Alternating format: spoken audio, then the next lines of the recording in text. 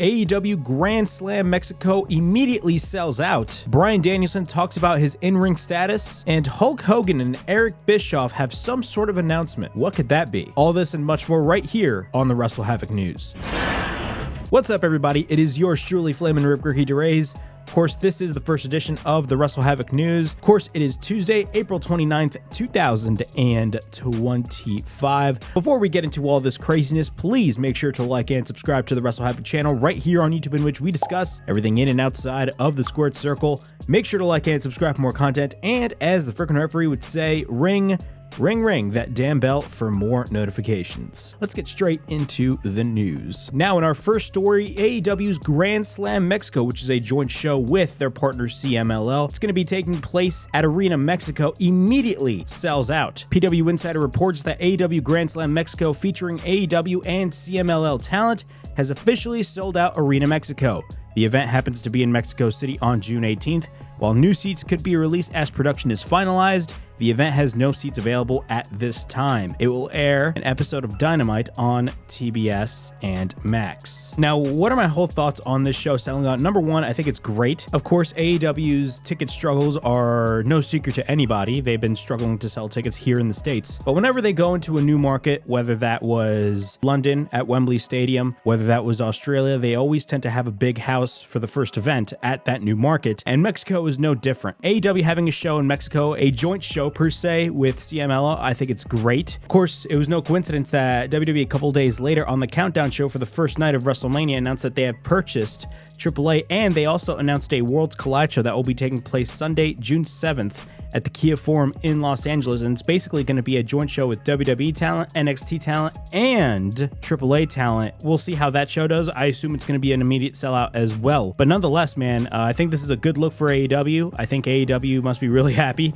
that they got an immediate sellout for this show. I think it's going to be a great episode of Dynamite. Keep in mind, this is not going to be a pay-per-view. This is going to be an episode of Dynamite. But nonetheless, I think this is great news for AEW in the long run. In our next story, we're going to be talking about Bryan Danielson. Of course, his last match was at WrestleDream, where he lost to Jon Moxley, and he dropped the AEW World title to Jon Moxley, and ever since then, Jon Moxley has been holding the AEW World Championship hostage. In a recent interview, he talked about his in-ring status. In a quote by Bryan Danielson, he stated, and I quote, "My neck is wrecked. There's no chance of an in-ring return, but it's risk versus reward at this point.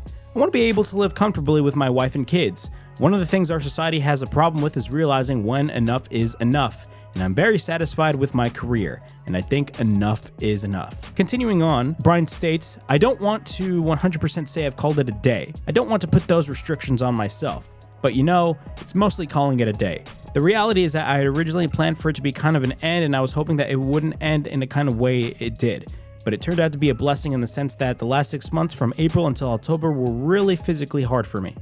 I'd hurt my neck pretty bad wrestling Will Ospreay at Dynasty, and that last 6 months I wasn't even sure if I could get through it. So it was actually a real blessing in the sense that you think, quote unquote, oh, that doesn't sound great. But what it meant was, when I was done, I was ready to be done." So from what it looks like, Bryan Danielson is not going to be wrestling in any sort of capacity for the foreseeable future. And honestly, in my opinion, good on Bryan Danielson. Number one, when it comes to a wrestler, I always said this, health is the number one important thing when it comes to a wrestler. If you feel like you are not able to wrestle and compete in the ring anymore, don't do it, because you're going to hurt yourself even more. And I think Bryan Danielson has given enough to AEW. Could Bryan Danielson's career could have ended a little bit differently? Yeah, considering what we have now with the Death Riders, it could have ended a little bit differently, but nonetheless, the number one priority in my eyes is Bryan Danielson. Bryan Danielson has had a great career. If you guys don't remember, when he was quote unquote on his retirement tour last year, it wasn't really just to retire as a whole. It was basically to retire as a full-time wrestler. And of course, as the years went on, he would come back sporadically and maybe wrestle one guy on one day and then, you know, wait a couple of months and then wrestle another guy on another day.